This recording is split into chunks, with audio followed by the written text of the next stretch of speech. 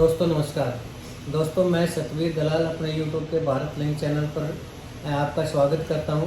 दोस्तों आज हम जिस शख्सियत से रूबरू हो रहे हैं वो फरीदाबाद की एक जानी मानी शख्सियत हैं और काफ़ी कम उम्र में ही काफ़ी समाज के बारे में सोचते हैं, बच्चों के बारे में सोचते हैं और एक फरीदाबाद के अंदर गुप्ता पब्लिक स्कूल को बहुत अच्छे तरीके से रन कर रहे हैं। गुप्ता पब्लिक स्कूल के डायरेक्टर हैं ये हैं श्री जतिन राघव जी।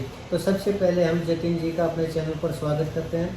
जतिन जी आपने हमें टाइम दिया, इसके लिए हम आपका बहुत बहुत धन्यवाद करते हैं। जी मैं भी आपका बहुत बहुत धन्यवाद करता हूँ सतवीर जी। जी जी जी आप यहाँ पर आए, टाइम निकाल कर अपनी टीम के साथ आए जी। और आपने हमारे बारे में, हमारे स्कूल के बारे में और बच्चों के बारे में जानने का प्रयास किया। तो उसके बारे में हम भी जो भी आपके जुड़े हुए सवाल हैं उनका जवाब हम देना चाहेंगे। बहुत बहुत शुक्रिया सर आपका।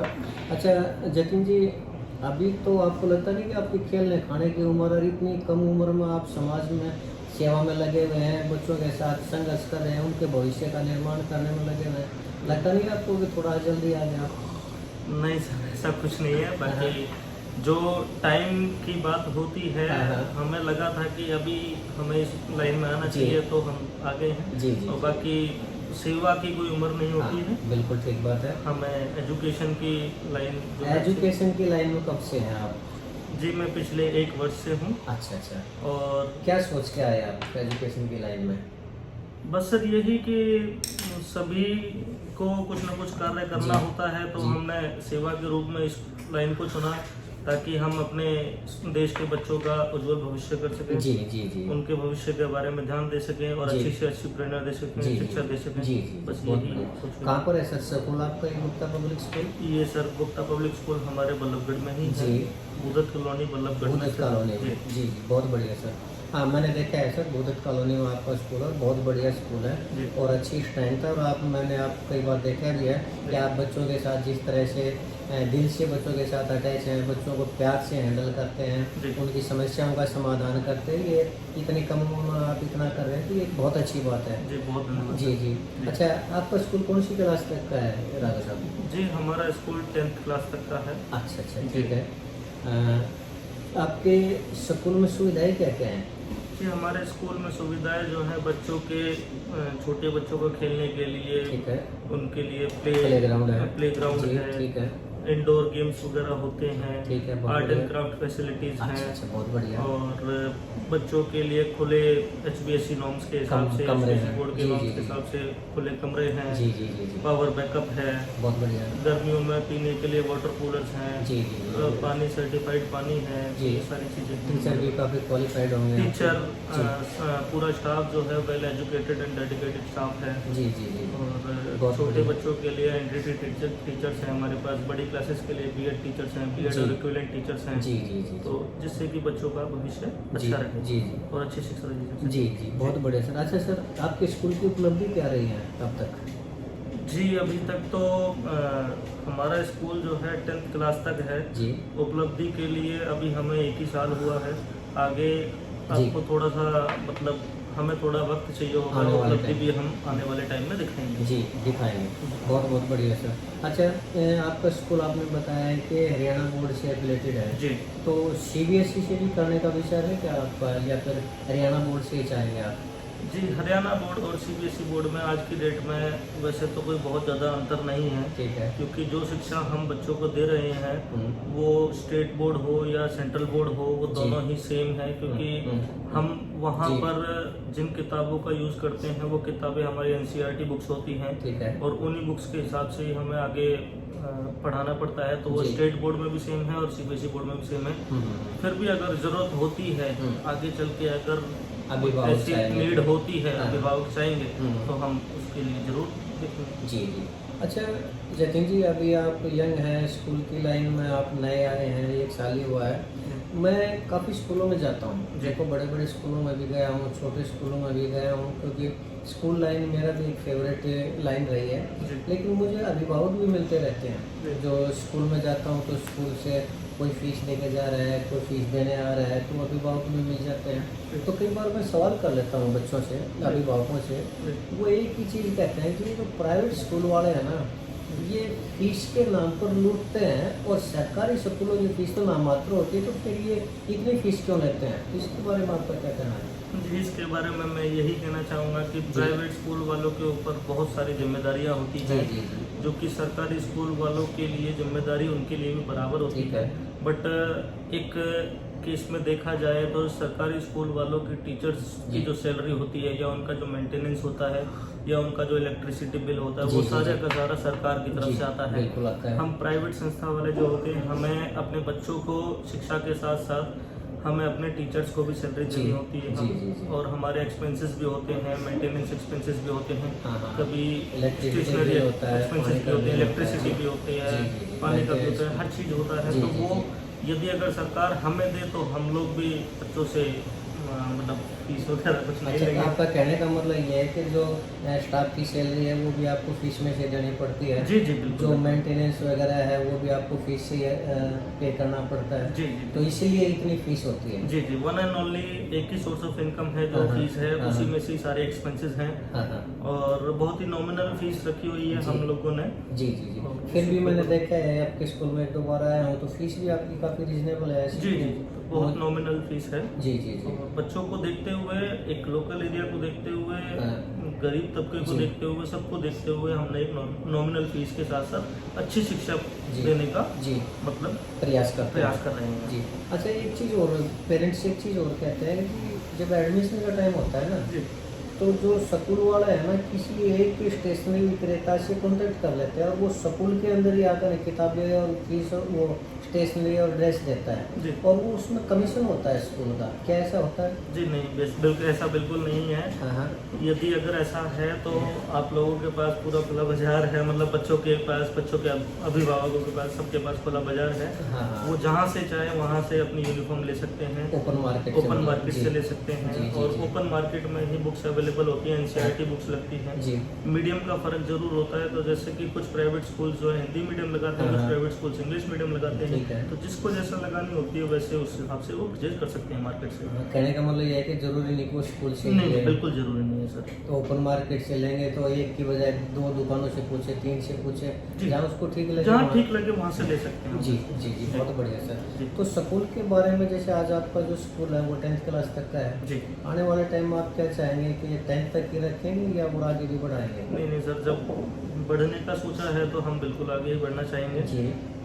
समय देखिए कितना लगता है, बाकी हम कोशिश करेंगे कि जल्दी से जल्दी ही हम इस स्कूल को सीनियर सेकेंडरी तक लेके जाएंगे। अच्छा, बहुत बढ़िया। अच्छा, मैंने कई ये भी देखा है, कई स्कूल जब अच्छे चल जाते हैं, बिल्डिंग अच्छी हो जाती है तो वो स्कूल के ओनर है ना वहाँ पर जैसे जीबीटी है, बीएड है, नर्सिंग है या और प्रोफेशनल कोर्सेज ले आते हैं, तो आप इस स्कूल की इसी लाइन में रहना चाहेंगे या प्रोफेशनल कोर्सेज भी भविष्य में लेने का प्रयास करेंगे?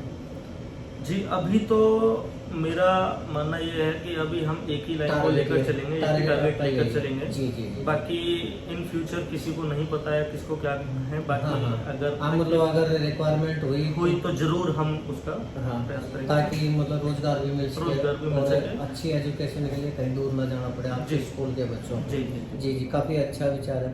अच्छा, ये आप मैंने देखा है काफ़ी आपका फरीदाबाद में नाम है, काफ़ी लोग आपको पसंद भी करते हैं, तो ऐसे आदमियों को अक्सर राजनीतिक पार्टियां अपने अंदर शामिल कर लेती, तो क्या आप भविष्य में किसी राजनीतिक पार्टी में भी जाने का विचार रखते हैं? नहीं सर, मैं भविष्य में किसी राजनीतिक पार्टी में जाने का विचार नहीं रखता हूँ। हालांकि मेरा कुछ ऐसा नहीं है कि पॉलिटिक्स मुझे पसंद नहीं है या कुछ ऐसा है। ठीक है, सबका एक अपना अपना रूप होता है सेवा करने का। वो पॉलिटिशियंस पॉलिटिक्स में रह के देश की सेवा करते हैं और मैं चाहता हूं कि मैं अपने बच्चों को शिक्षा देकर उसकी देश की सेवा करना चाहूं, जिससे कि हमारे बच्चे आगे जाकर कोई कुछ भी करता है, कोई कलेक्टर लगता है, कोई आईएएस बनता है या हमारे स्कूल से पास आउट होकर वो कुछ भी करता है जिससे हमारा नाम रोशन हो। तो हम सेवा के रूप में सिर्फ शिक्षा के ही उसमें मार्ग पर चलना चाहेंगे पॉलिटिक्स में, नहीं जाना चाहिए। मुझे भी लगता है कि अगर आदमी एजुकेशन की लाइन में है तो उसको शायद एजुकेशन में ही रहना चाहिए। हालांकि मैंने भी देखा है कि बहुत से आदमी स्कूल अच्छे चल जाते हैं तो पॉलिटिक्स ज्वाइन कर लेते हैं, लेकिन ये उनकी अपनी विचारधारा है। ये बात सही है कि अगर आपके स्कूल से कोई HCS IAS IRS वगैरह इस तरह निकलते हैं तो उससे आपके स्कूल का भी नाम रोशन होता है और बच्चा देश के विकास के लिए भी काफ़ी कुछ वो आपके प्रयासों से ही कर पाएगा। वैसे भी एक आदमी सभी कार्य तो नहीं कर सकता, कुछ आदमी पॉलिटिक्स के लिए बने होते हैं, कुछ आदमी एजुकेशन के लिए बने होते हैं। तो आपने ये ठीक कहा है कि आप एजुकेशन के लिए बने हैं, एजुकेशन में कुछ करना चाह रहे हैं, तो ज़रूरी नहीं कि राजनीति में जाके देश की सेवा उसके स्कूल से भी देश की सेवा हो सकती है। आपके बिल्कुल ठीक विचार हैं, ठीक है। चलिए, आपने हमें इतना टाइम दिया, हम ज़्यादा नहीं वो करना चाहेंगे, हम अपने थोड़ा शॉर्ट क्वेश्चन करना चाहेंगे। एक आप समाज को कुछ संदेश देना चाहेंगे क्या? जी, मेरी उम्र अभी इतनी बड़ी नहीं हुई है कि मैं समाज को कुछ संदेश दे सकूं। जी। बट हाँ, अगर संदेश देना है तो मैं अपने स्कूल में पढ़ रहे बच्चों को या और भी बच्चे जो अभिभावकों को बच्चों के पेरेंट्स को एक संदेश देना चाहूँगा कि जो भी बच्चे हमारे पास या किसी भी प्राइवेट स्कूल में पढ़ते हैं वो सिर्फ 6 घंटे के लिए हमारे पास आते हैं। ठीक है, बिल्कुल। उसके अलावा वो 18 घंटे के लिए अपने पेरेंट्स के साथ रहते हैं, जिसका सबसे बड़ा इफेक्ट पड़ता है। स्कूल में 6 घंटे जो सिखाया जा रहा है उसी उस पर रहने के लिए पेरेंट्स को भी अपने बच्चों की तरफ ध्यान देना चाहिए। पेरेंट्स भी अगर अपने बच्चों की तरफ ध्यान देखेंगे, नजर रखेंगे कि उनकी संगत क्या है, वो कहाँ बैठ रहे हैं, कहाँ क्या कर रहे हैं, तो उसी के हिसाब से ही वो आगे देख पाएंगे अपने बच्चों को। यदि अगर हम 6 घंटे में बच्चों को अच्छा सिखा रहे हैं और वो बच्चे बाहर जाकर 2 घंटे नेगेटिव लोगों में जा रहे हैं तो ऑब्वियसली वो नेगेटिव की तरफ ही ज़्यादा वो होगा। तो इसलिए मैं पेरेंट्स के सभी पेरेंट्स से गुजारिश करना चाहूँगा कि अपने बच्चों की तरफ ज़्यादा से ज़्यादा ध्यान दिया जाए। काम भी जरूरी है, बच्चे भी जरूरी है। मतलब अकेले अभिभावक ये ना सोचे कि हमने स्कूल में एडमिशन करवा दिया और हम सारी जिम्मेदारी से पूरी। बिल्कुल। कहने का मतलब ये है कि बच्चे की संगत क्या है, बच्चा किसके पास जा रहा है, क्या कार्य कर रहा है, ये तो माँ बाप को देखना पड़ेगा। ये एक संयुक्त प्रयास है स्कूल का भी और पेरेंट्स का भी। और अगर बच्चे के भविष्य को बेहतर बनाना है तो आपका कहने का मतलब ये है कि दोनों को ही प्रयास करना पड़ेगा और पेरेंट्स अपनी जिम्मेदारी से पीछे नहीं हट सकते। कहने का मतलब आपको ये चीज़ बहुत बढ़िया राघव साहब। अच्छा, आप भारत लिंक के दर्शकों को कुछ संदेश देना चाहेंगे क्या? जी, मैं भारत लिंक के दर्शकों को बस यही संदेश देना चाहूँगा कि हम लोग जो भी कार्य कर रहे हैं, जो भी स्कूल वगैरह के एजुकेशन लाइन के हिसाब से कार्य कर रहे हैं, बस हम एक सेवा कर रहे हैं। तो आप मतलब ये है कि आपके प्रयासों को हम आगे ले जाना चाह रहे हैं, तो उसके लिए आप ये कह रहे हैं भारत लिंक का भी धन्यवाद करना चाहिए। बहुत धन्यवाद करना चाहेंगे जी। बहुत बढ़िया राघव साहब। तो दोस्तों, ये थे जतिन राघव जी। आपने देखा होगा इनकी उम्र कितनी कम है और इतनी कम उम्र में ही ये बच्चों के बेहतरीन भविष्य के लिए संघर्षरत हैं। तो ऐसे युवाओं को वास्तव में आगे आना चाहिए और इनके कार्यों को, ऐसे युवाओं के कार्यों को समाज को भी मान्यता देनी चाहिए। और ऐसे युवा जो बगैर किसी लालच के, बगैर किसी लोग के सिर्फ इसलिए स्कूल की लाइन में आए हैं कि बच्चों के भविष्य का निर्माण करके देश के भविष्य का निर्माण किया जा सके। तो मैं अभिभावकों से भी ये गुजारिश करना चाहूँगा कि ऐसे युवाओं की सोच को देखते हुए ऐसे स्कूलों में, इनके स्कूल में ज़्यादा से ज़्यादा अगर अपने बच्चों को भेजेंगे तो मुझे पूरा यकीन है कि ज़्यादा से ज़्यादा बच्चे अपने भविष्य का निर्माण बेहतरीन तरीके से कर पाएंगे। तो ये आपने दोस्तों विचार सुने जतिन राघव जी के और आपने हमारे इस प्रयास को देखा। तो आप भारत लिंक के दर्शकों को एक चीज़ कहना चाहेंगे कि अगर आपको हमारे ये प्रयास अच्छा लगा तो आप हमारे चैनल को लाइक करें, शेयर करें और दोस्तों सब्सक्राइब जरूर करें। और इसके साथ ही हम एक बार अंत में फिर जतिन राघव जी का भी धन्यवाद करेंगे कि इन्होंने अपने कीमती समय से हमारे लिए टाइम निकाला और आपका भी धन्यवाद करेंगे। दोस्तों नमस्कार, जय हिंद। नमस्कार।